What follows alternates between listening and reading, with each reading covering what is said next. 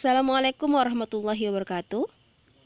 Pada pertemuan kali ini, kita akan mempelajari kompetensi dasar 3.3 yang mana pada KD ini diharapkan kamu memahami pengertian, ciri-ciri, jenis, dan struktur dalam teks eksposisi. Ya, yang mana teks eksposisi merupakan teks yang menjelaskan informasi secara ringkas, jelas, dan menarik untuk dibaca. Ya, berarti intinya teks eksposisi berisikan informasi. Nah, selanjutnya ciri-ciri dari teks eksposisi. Ingat ya, tadi berisikan informasi. Informasi yang disampaikan itu harus berdasarkan harus memuat fakta dan pendapat seseorang. Ya, kemudian bersifat informatif. Memuat informasi pengetahuan, netral dan objektif, berarti tidak boleh dia memihak kepada siapapun. Kemudian terdapat penilaian dan ada upaya membujuk, dan yang terakhir disampaikan dalam bentuk baku. Nah, selanjutnya jenis-jenis teks eksposisi. 1. Eksposisi definisi, yang mana teks eksposisi definisi ini berisikan definisi atau pengertian suatu topik tertentu. Nah, pada pertemuan sebelumnya sudah Ibu jelaskan, kalau misalnya kalimat definisi berarti ditandai dengan beberapa kata kunci, ya, seperti adalah, merupakan, yaitu, ya. Nah, selanjutnya yang kedua, eksposisi proses. Eksposisi proses ini berisikan tahapan-tahapan atau cara-cara untuk melakukan sesuatu dari awal hingga akhir, yaitu disebut dengan eksposisi proses. Nah, selanjutnya yang ketiga, eksposisi ilustrasi. Ilustrasi ini artinya itu gambaran atau penjelasan. Jadi dalam eksposisi ini menyampaikan mengenai topik dibandingkan dengan topik lainnya yang mempunyai kesamaan. Kesamaan apa? Kesamaan sifat dan kesamaan sifatnya. Nah, selanjutnya yang keempat, eksposisi pertentangan. Eksposisi pertentangan berisi hal pertentangan akan suatu hal dengan hal lain, misalnya A dan B berbeda pendapat, itu berada pertentangan. Selanjutnya yang kelima, eksposisi laporan. Eksposisi laporan memberikan laporan dari sebuah peristiwa atau penelitian tertentu. Dan yang terakhir ada eksposisi perbandingan, yang mana isinya berupa gagasan utamanya dipaparkan dengan cara membandingkan suatu hal dengan yang lainnya. Baiklah, jadi itu merupakan jenis-jenis teks eksposisi. Ada eksposisi definisi, proses, ilustrasi, pertentangan, laporan, dan perbandingan. Nah, selanjutnya contoh dari eksposisi definisi, Ozon terapi adalah pengobatan. Ingat, kalau kata definisi, kata kuncinya adalah merupakan, yaitu berarti sudah masuk ke dalam eksposisi. Kita ingat lagi awal, eksposisi merupakan informasi yang disampaikan secara singkat, padat, dan jelas, Selanjutnya eksposisi proses. Eksposisi proses tadi berisikan langkah-langkah atau cara-cara melakukan sesuatu. Nah, dalam contoh ini, pernahkah Anda menghadapi situasi tertentu dengan perasaan takut? Bagaimana cara mengatasinya?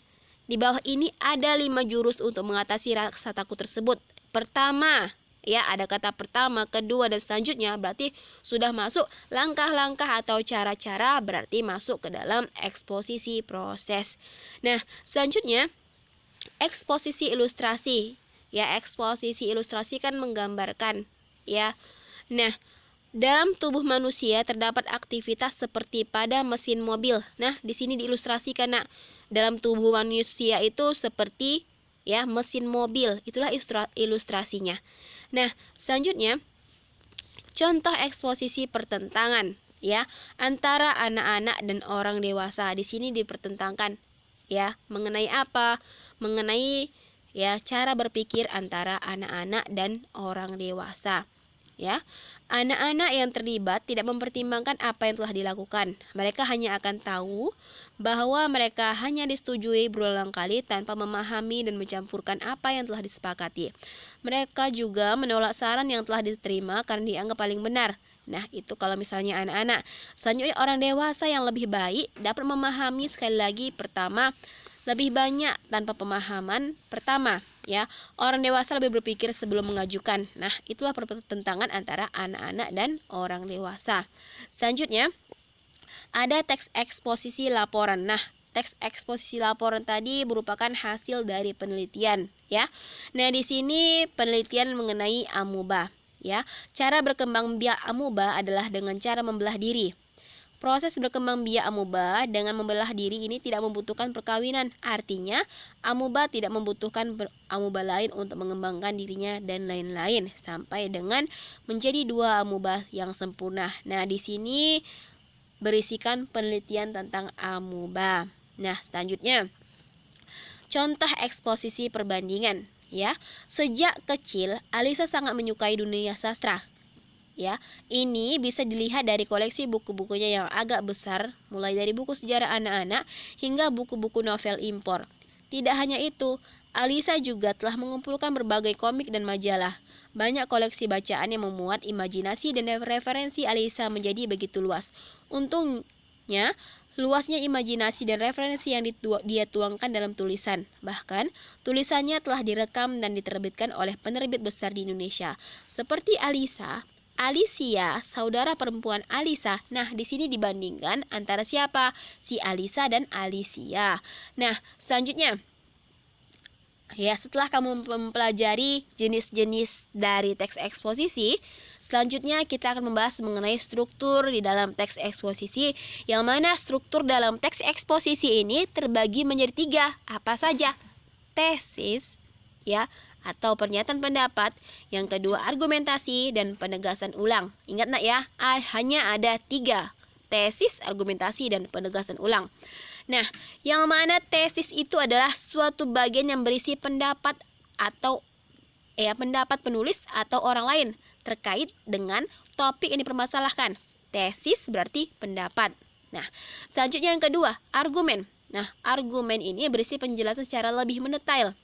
Ya, seperti yang kita ketahui ya, argumentasi ya. Nah, pendapat ya, pendapatnya berisikan penjelasan yang lebih detail lagi. Nah, di sini diisi dalam argumen. Yang mana dalam argumen ini mengungkapkan fakta-fakta ya.